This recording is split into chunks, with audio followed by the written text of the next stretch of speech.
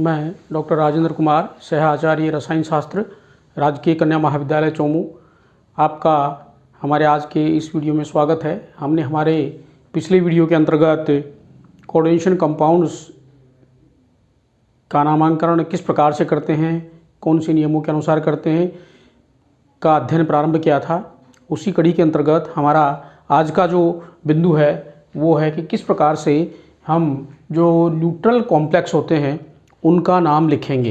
तो बिल्कुल सिंपल सी बात है इसके अंतर्गत कि अब तक हमने जो नियम लिए हैं उन सभी नियमों के अनुसार हम उनका नाम लिखेंगे, परंतु उनका नाम हम एक ही शब्द में लगातार लिखते हैं, वन वर्ड के अंतर्गत उनका नाम लिखेंगे। जैसे for example platinum NH3 twice and Cl2, तो इसका नाम लिखेंगे क्योंकि इसके ऊपर नए इधर पॉजिटिव आयन कुछ जुड़ा हुआ है, नए इधर कोई नेगेटिव जुड़ा हुआ है। इसका मतलब ये हुआ कि ये आपका न्यूट्रल कॉम्प्लेक्स है, उदासीन संकुल यौगिक है।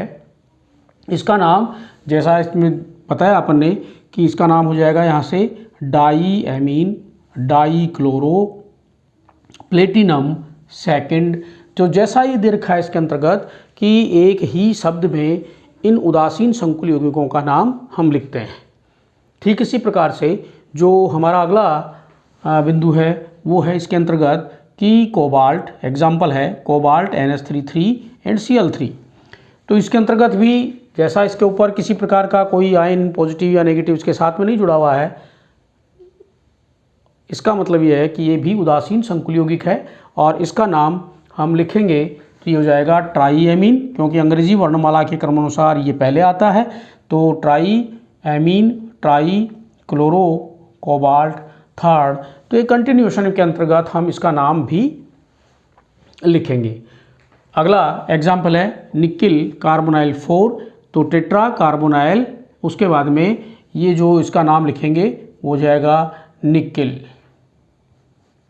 0, टेट्रा कार्बोनाइल निकिल 0, क्योंकि इसकी ऑक्सीकरण अवस्था का मान इसमें 0 है, उदासीन संकुल यौगिक है। तो इस प्रकार से जो उदासीन संकुल यौगिक हैं उनके नाम हम लिख सकते हैं।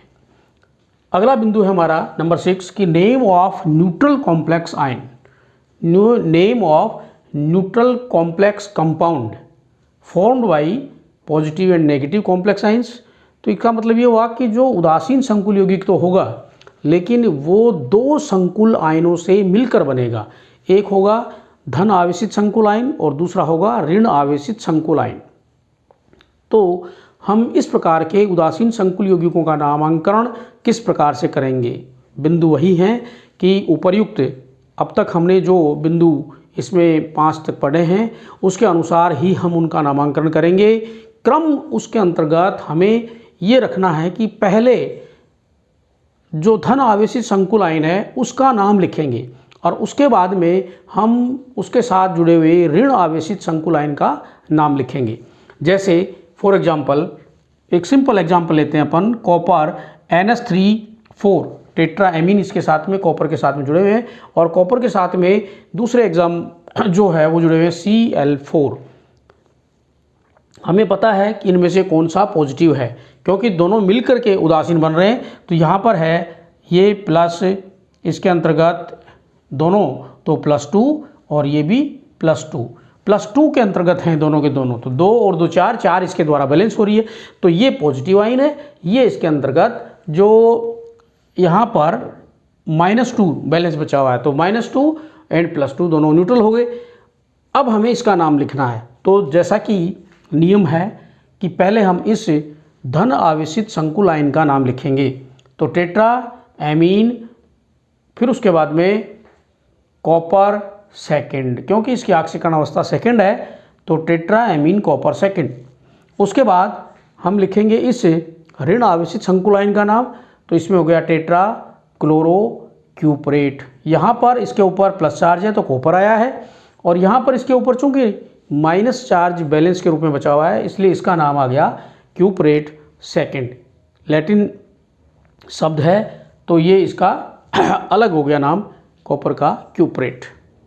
उसके बाद दूसरा एग्जाम्पल देखिए इसका, फॉर एग्जाम्पल कि कोबाल्ट NH3 तो NO2 नाइट्रो इसके साथ जुड़ा हुआ है, Cl क्लोरो जुड़ा हुआ है, और दूसरा पार्ट है इसका सिल्वर के साथ में साइनो जो है वो 2 की संख्या में जुड़े हुए हैं। तो हम इनका नाम लिखेंगे तो वही बात कि इसके ऊपर प्लस चार्ज किसके ऊपर बचा हुआ है, माइनस चार्ज किसके ऊपर बचा हुआ है। यहाँ इसके ऊपर निश्चित रूप से -1 है और इसके ऊपर निश्चित रूप से +1 बैलेंस बचा हुआ है, तभी ये उदासीन है। तो इसका नाम लिखेंगे तो ये हो जाएगा टेट्रा एमीन, फिर उसके बाद में क्लोरो, फिर उसके बाद में nitro. Tetra amine chloro nitro cobalt, cobalt के बाद में आपने लिखा है थर्ड होने की वजह से क्या हुआ, इसके अंतर्गत 1 और 1 2 तो उदासीन हो गए, 1 इसके ऊपर बचा हुआ है। इसी प्रकार से डाई साइनो आर्जिनटेट फर्स्ट, ये यहाँ पर सिल्वर जिन्हें लिख करके हम लिखेंगे लैटिन शब्द आर्जिनटेट फर्स्ट। तो इस प्रकार से जो उदासीन संकुल यौगिक हैं उनके नाम हम लिख सकते हैं। एक अन्य एग्जाम्पल और लिखिए, देखिए यहाँ पर सिंपल बिल्कुल कि chromium NH3 and cobalt tri oxalato, oxalato के जो लिगेंड हैं वो 3 जुड़े हुए हैं। तो हम इनका नाम कैसे लिखेंगे, नाम लिखने के लिए हेक्सामीन, फिर उसके बाद में है क्रोमियम थर्ड, ठीक इसी प्रकार ट्राई ऑक्जिलेटो कोबाल्टेट थर्ड। यहाँ पर कोबाल्ट जो है वो क्योंकि उसके ऊपर माइनस चार्ज बचता है, यहाँ पर ये है -3 के अंदर, ये है आपका +3 के अंदर, तो इसका नाम लिख दिया। इसका नाम हमने -3 होने की वजह से कोबाल्ट को कन्वर्ट कर दिया कोबाल्टेट में। तो इस प्रकार जो उदासीन संकुल यौगिक हैं जो कि 2 संकुल आयनों से मिलकर के बनते होते हैं, एक धन आवेशित संकुल आयन और दूसरा होता है ऋण आवेशित संकुल आयन, उनका नाम हम पहले धन आवेशित संकुल आयन का नाम लिखते हैं, उसके बाद में ऋण आवेशित संकुल आयन का नाम। जो नियम हमारे हैं अलग अलग आयनों के नाम लिखते समय, उसी हिसाब से अपन इनका नाम लिखते हैं। अगला नंबर 7 जो पॉइंट है वो है नोमेनक्लेचर ऑफ ब्रिजिंग कॉम्प्लेक्स। जो सेतु संकुल यौगिक हैं उनके नाम हम किस प्रकार से लिखेंगे। तो सबसे पहला बिंदु तो हमारा ये है यहाँ पर ब्रिजिंग कॉम्प्लेक्स, यानी कि सेतु संकुल यौगिक क्या होते हैं। हमने जो टाइप्स ऑफ लिगेंड्स थे कि लिगेंड कितने प्रकार के होते हैं उसके अंतर्गत इसके बारे में अध्ययन किया था कि सेतु संकुल यौगिक में क्या जो लिगेंड होते हैं वो किस प्रकार से होते हैं। बिल्कुल सिंपल है इसके अंतर्गत कि जो ऐसे लिगेंड जो एक समय में एक से अधिक जो मेटल आयन है उनकी द्वितीयक संयोजकता को उदासीन करते हैं, वे सेतु लिगेंड कहलाते हैं। देखिए दोबारा, ऐसे संकुल यौगिक जिनमें लिगेंड एक से अधिक मेटल आयन की द्वितीयक संयोजकता को उदासीन करते हैं, वे सेतु लिगेंड कहलाते हैं और ऐसे संकुल यौगिकों को सेतु संकुल यौगिक के नाम से जानते हैं। जैसे अभी अपन उदाहरण लेते हैं, लेकिन इनका नाम लिखते समय हम उस सेतु लिगेंड को आइडेंटिफाई करने के लिए हम वहाँ पर म्यू जो है उसके नाम से पहले एज ए प्रीफिक्स एक पूर्व लग्न के रूप में म्यू के द्वारा उसको इंडिकेट करते हैं, जिससे हमें ये पता लगे कि ये जो लिगेंड है वो सेतु लिगेंड के रूप में इस संकुल यौगिक के अंतर्गत उपस्थित है। तो इस प्रकार के जो ब्रिजिंग कॉम्प्लेक्स हैं उनका नाम हम किस प्रकार से लिखेंगे, उसके लिए हमारे पास पहला जो बिंदु है वो ये है इसका पार्ट कि यदि वो सिमेट्रिकल है, सेतु संकुल यौगिक सममित प्रकार का है। सममित प्रकार से मतलब ये है कि उसके 2 इक्वल हाफ किए जा सकते हैं। तो सममित संकुल यौगिक हैं उनका नाम हम कैसे लिखेंगे, और इसके लिए उसका नंबर 1 ये पहला पार्ट है कि उसके पास में केवल एक ही सेतु लिगेंड उपस्थित हो। उस संकुल यौगिक में केवल एक ही सेतु लिगेंड उपस्थित हो, तो उसका नाम कैसे लिखेंगे। बिल्कुल सिंपल है। जैसे फॉर एग्जांपल ये देखिए इसके अंतर्गत लिखा हुआ है chromium NH3 OH Cr NH3 square bracket के बाद में लिखा हुआ है Cl5। अब इसमें से लिगेंड हैं अलग अलग जुड़े हुए हैं। सेतु लिगेंड कौन सा है, ये OH जो है हाइड्रोक्सो जो लिगेंड है वो एज ए ब्रिजिंग लिगेंड यहाँ काम कर रहा है, जो कि 2 क्रोमियम को उनकी द्वितीयक संयोजकताओं को उदासीन कर रहा है। तो इसका नाम जैसे हम लिखेंगे, सबसे पहला काम हमारा ये होगा कि उसमें से उस सेतु लिगेंड को हम म्यू प्रीफिक्स लगा करके बाहर लिखें। तो म्यू, और चूंकि एक ही है इसलिए हमने लिख दिया म्यू हाइड्रोक्सो।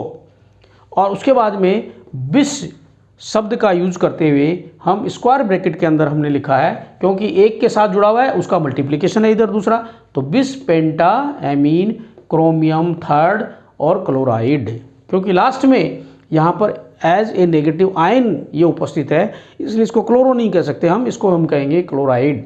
दूसरा बिंदु था कि इसकी संख्या यानी कि 5 जो है उसको कि पेंटा क्लोराइड नहीं लिखेंगे, केवल हम इसको क्लोराइड के रूप में इसका नाम लिखेंगे।